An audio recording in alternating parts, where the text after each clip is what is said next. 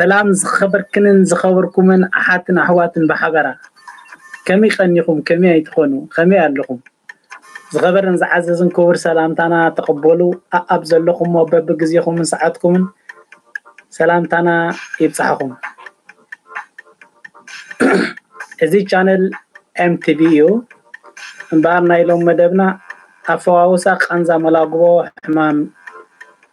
ريحن متصقعن حبتن المفواس بزبل حمد عنا إذن لكم كريمنا لنا بخبر ختكاتاتلنا أدمناي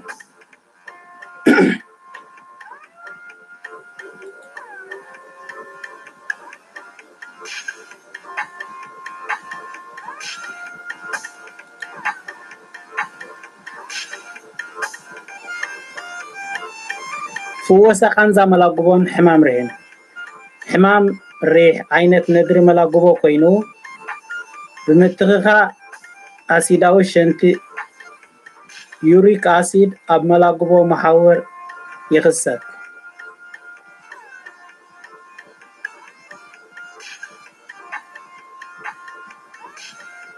نخطر مكتسال محاور ملاقبون يكالا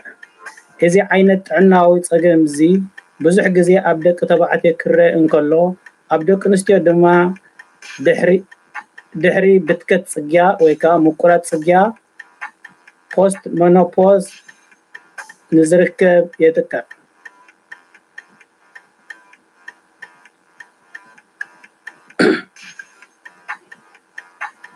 حدا بحمام ريح استتقع سب كترك أنزا دم السرابة زمسل قربت سبنت حبت أب أصابعتن كالئنت كفلي ملاقبون يري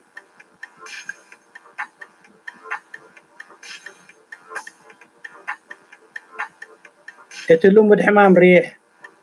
زرايو كفل سبنت أب ملاقبو عباي أصابعتي محاورنا ايو ويكا محاوريو مالت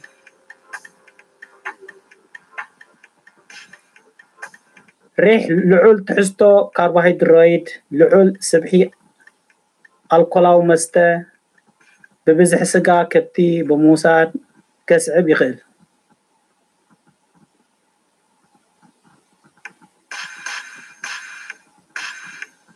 اتحمام كم وترو لعول سقط دم شكور مخصعت صقم كليت كالئن مس زحوصو زبقاسة يخون زبزح اوان اب حكمنا بزقبر قبوء كنكن كحوي يخل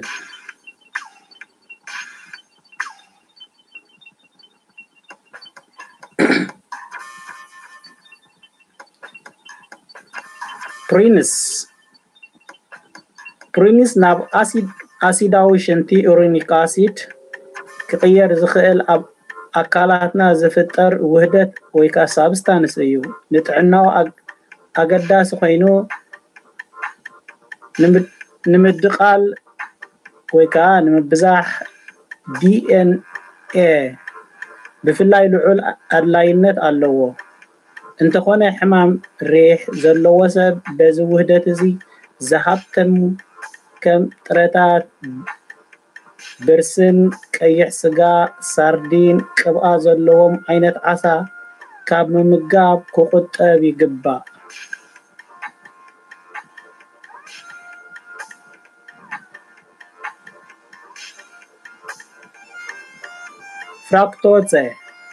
فراكتوتسي اب فرتاتن معارن زركب عينت شكور ايو أكلاتنا تصعد كركب مئنت نزي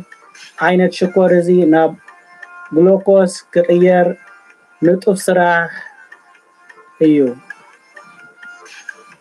زكايد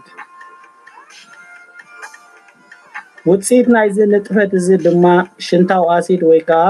ዩሪክ ኣሲድ ክፍጠር ንቡር እዩ። ኣብ ኣካላትና ልዑል መጠን ሽንታዊ ኣሲድ ምህላው ኒትሪክ ኦክሳይድ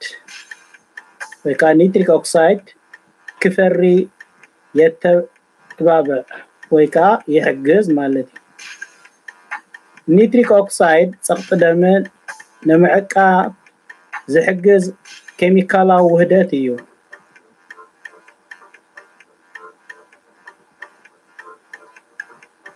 ልዑል ዓቐን ፍራክቶዝ ምውሳድ ግና ናብ ሓደጋ ዓይነት ኮሌስትሮል LDL ስለ ዝቕይር ናይ ስብሒ መልክዕ ብምሓዝ ኣብ ኣካላትና ኣብ ሻምብቆታት ደምናን መላግቦ መሓውርናን ይኽዘን። ንሕማም ሪሕ ድማ ንቃላዕ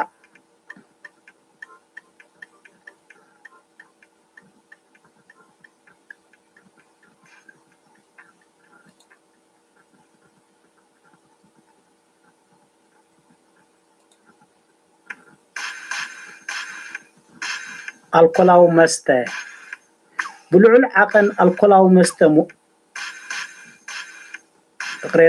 ብልዑል ዓቐን ኣልኮላዊ መስተ ምውሳድ ንጠንቅታት ሕማም ሪሕ ናብ ዝለዓለ ደረጅኡ እዩ ዘደይቦ። ኣብ 2004 ኣብ ኣሜሪካ ዝተኻየደ መጽናዕቲ ከም ዘነጽሮ ቢራ ነዚ ጸገም እዚ ካብ ዘቃልዕ ብቐዳምነት ዝጥቀስ ኣልኮላዊ መስተ ኮይኑ ተረኺቡ ኣሎ።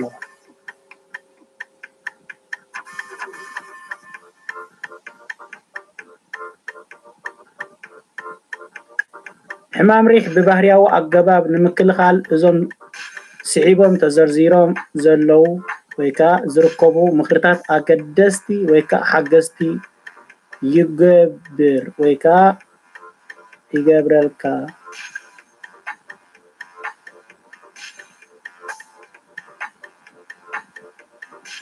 ልዑል ትሕዝቶ ፕሮቲን ፕሪነስ ንዘለዎ ምግቢ ካብ ምምጋብ ምቁጣብ ብርስን ስጋ ደርሆ ስጋ ከብቲ ገዓት ወዘተ ልዑል ፕሮቲን ዘለዎም ዓይነት ምግብታት እዮም።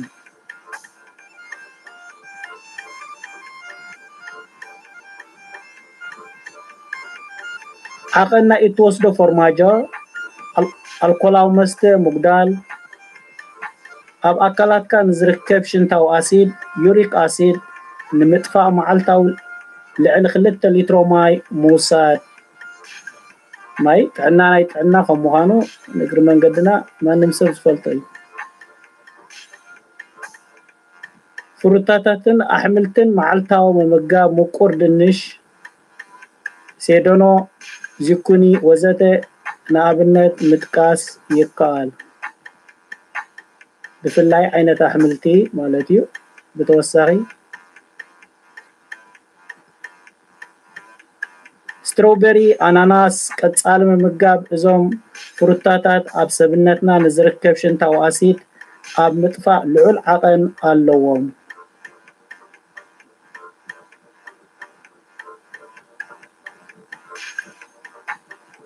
ጅንጅብልን ሁሩድን ፀረ ምቀጻል ባህሪ ኣለዎም። ብሕማም ሪሕ ክፍጠር ንዝኽእል ቃንዛ ኣብ ምህዳእ ልዑል ጠቕሚ ኣለዎም።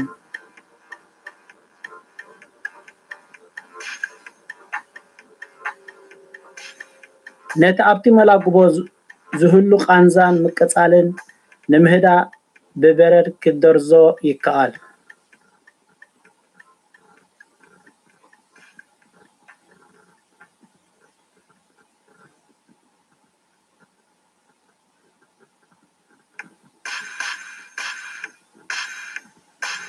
እቲ መላግቦ ዕረፍቲ ንኽረክብ ብዙሕ ካብ ምንቅስቓስ ምቁጣብ ኣብ እትዕርፈሉ እዋን ኣብ መተርኣስ ካልእ ፎኩስ መደገፊ መሓውርካ ሰቂልካ ዕረፍቲ ከም ዝረክብ ምግባር ክኸውን ይኽእል። እዚ ዝተዋህበ ሓበሬታ ወይ ከዓ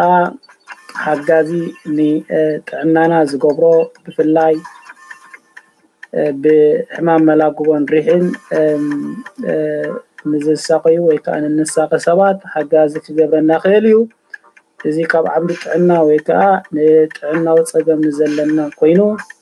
ምንጩ ድማ ካብ ሄልዝ ላይፍ ቦክስ እዩ ነዚ ፅኒኢልኩም ክትከታተሉና ብምፅናሕኩም ኣዝና ኢና ነመስግን ኣብ ዝቅፅል ግዜ ብከምዚ ዓይነት ኣጋጣሚታት